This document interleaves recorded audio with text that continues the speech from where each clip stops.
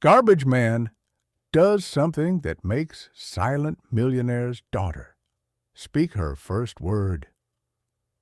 The silence in the Whitmore mansion wasn't merely an absence of sound, it was a living thing that pressed against the walls, settled into the corners of rooms, and wrapped itself around Charles Whitmore's throat each morning when he woke, hoping this might be the day his daughter would speak.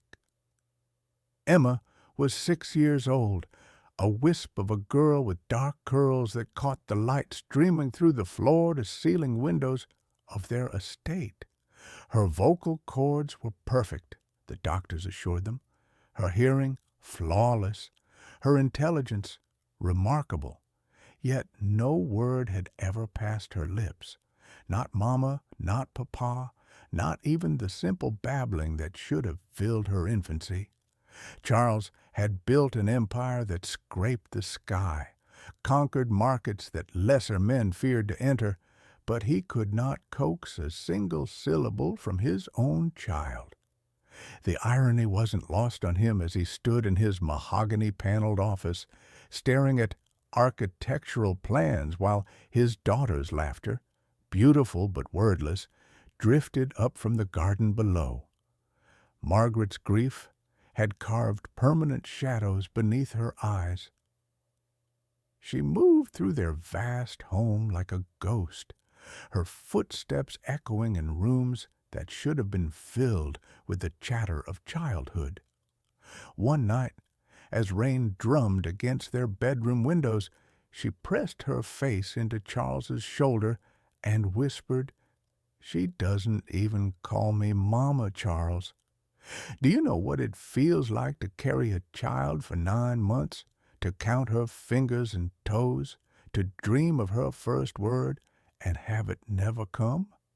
Charles clenched his jaw, his arms tightening around his wife.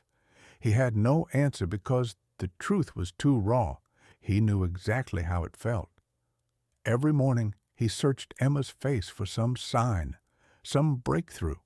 Instead, he found only her mysterious smile and eyes that seemed to hold secrets she couldn't or wouldn't share. They had flown her to specialists in New York, where renowned doctors conducted test after test in sterile rooms that smelled of antiseptic and broken dreams. In Boston, a child psychologist with kind eyes and gentle hands had worked with Emma for months, only to shake her head apologetically. The clinic in Zurich had been their last hit with nervous chatter. He simply smiled, and something in that smile made Emma's lips curve upward in response. She giggled, a sound without words, but still music to Charles's starved ears.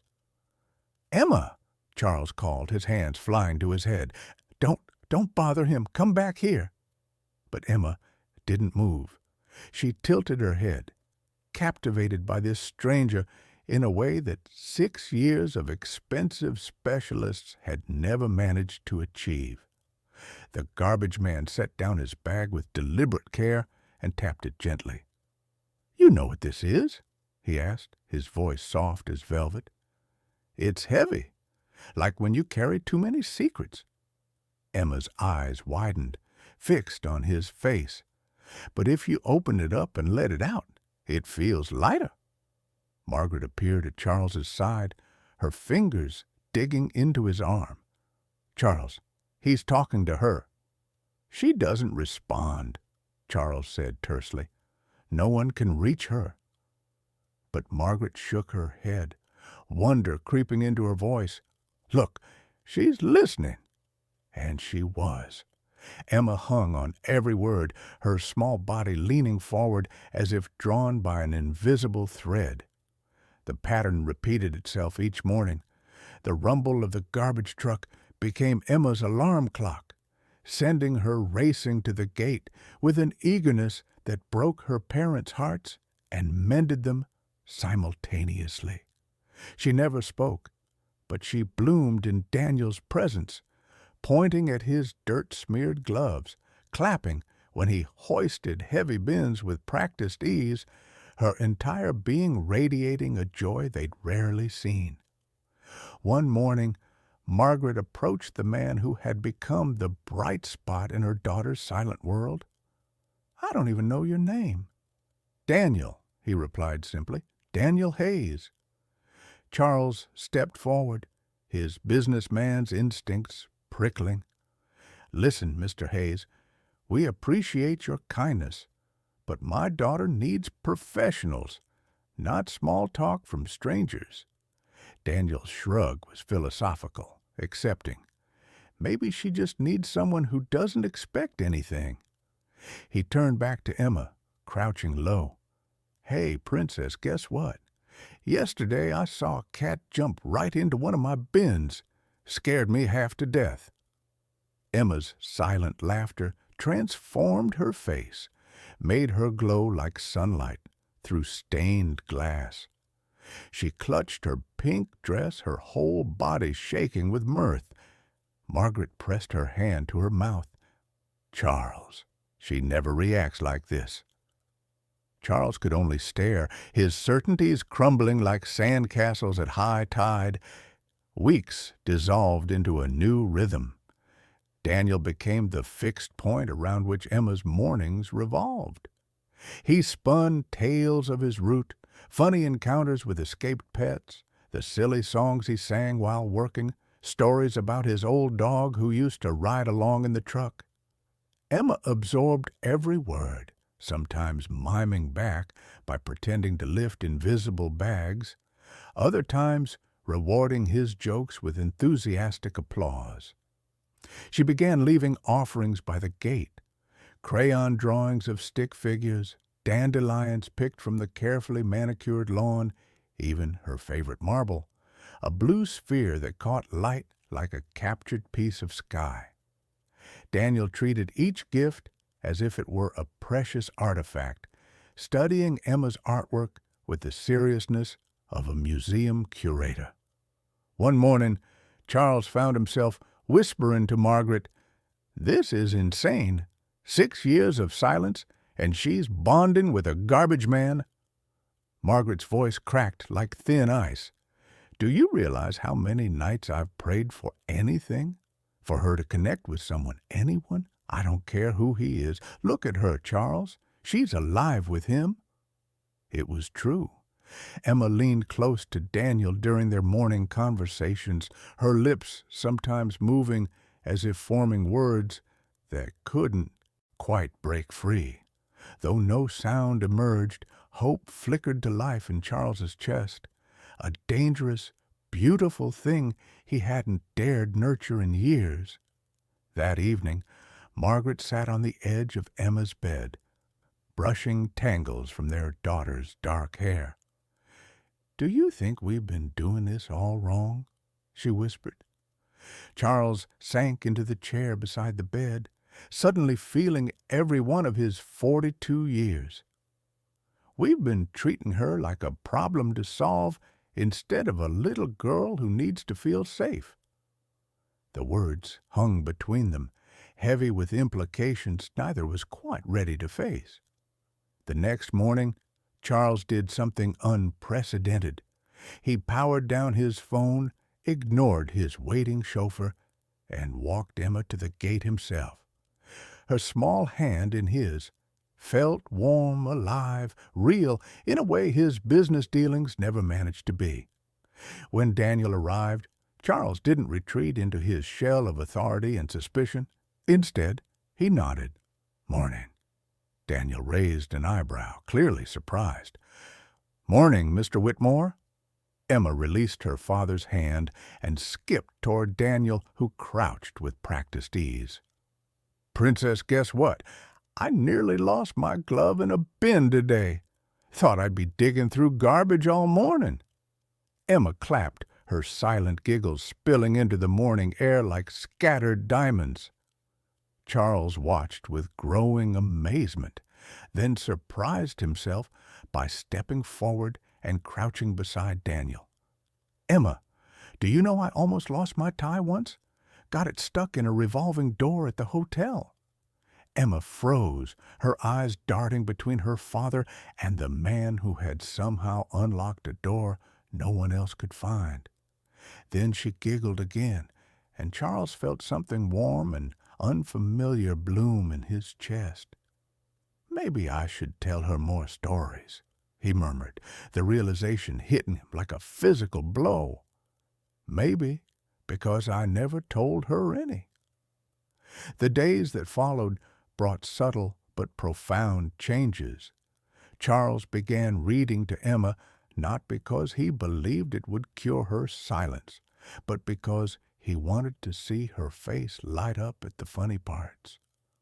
Margaret sang softly while brushing Emma's hair, filling the mansion's corners with melodies that chased away years of accumulated quiet. They stopped waiting for words and started cherishing the language Emma already spoke, in smiles, in the way her eyes crinkled when she was happy, in the trust she showed when she slipped her hand into theirs. One evening, Emma tugged at Charles's sleeve as they sat on the porch, pointing to the stars emerging in the darkening sky. "Beautiful," Charles whispered. "Do you like them?" Emma nodded, her eyes reflecting the celestial light above them. Charles leaned close, breathing in the scent of her shampoo, memorizing this moment. "You don't have to say anything. I understand." But even as he spoke the words, his heart ached with longing. Just once, he thought. Just once, let me hear her voice. The breakthrough came on an afternoon when sunlight painted everything gold. Daniel was finishing his route when Emma came running, clutching a drawing against her chest. She handed it to him with ceremony, a stick figure in orange overalls standing beside another in a pink dress, both beneath a crooked sun that seemed to beam with joy. "Is this me?" Daniel asked, his voice gentle as a lullaby. Emma nodded proudly. "And this is you?" Another nod, more enthusiastic. "And what's this?" he asked, pointing to the radiant sun above their paper selves. Emma opened her mouth. For a heartbeat, the world held its breath. Then, barely audible, like the whisper of wind through leaves, came a single word. "Happy." Time stopped.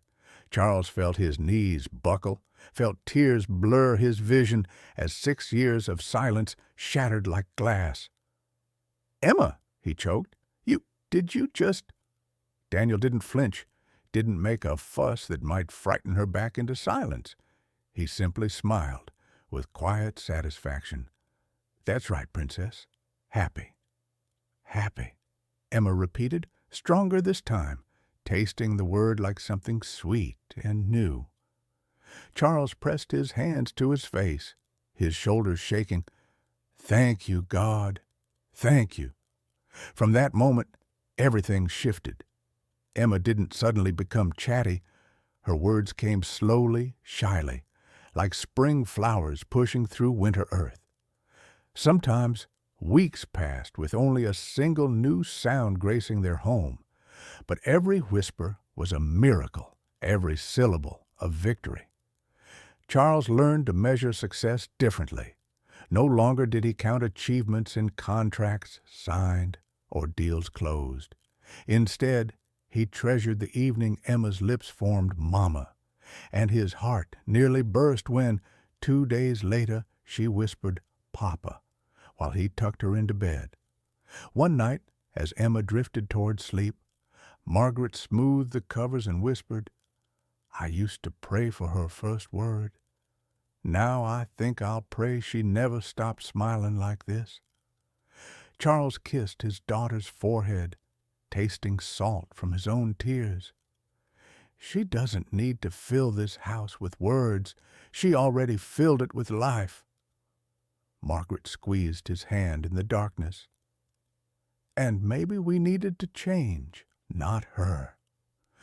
When Daniel stopped by weeks later with his familiar grin, Charles stepped outside and shook the man's hand with genuine gratitude.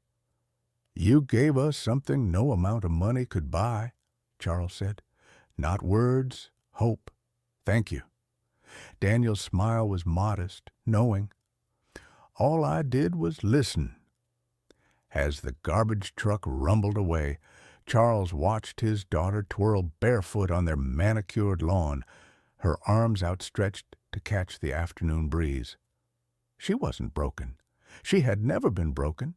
She was simply Emma, perfect and whole, and exactly as she was meant to be.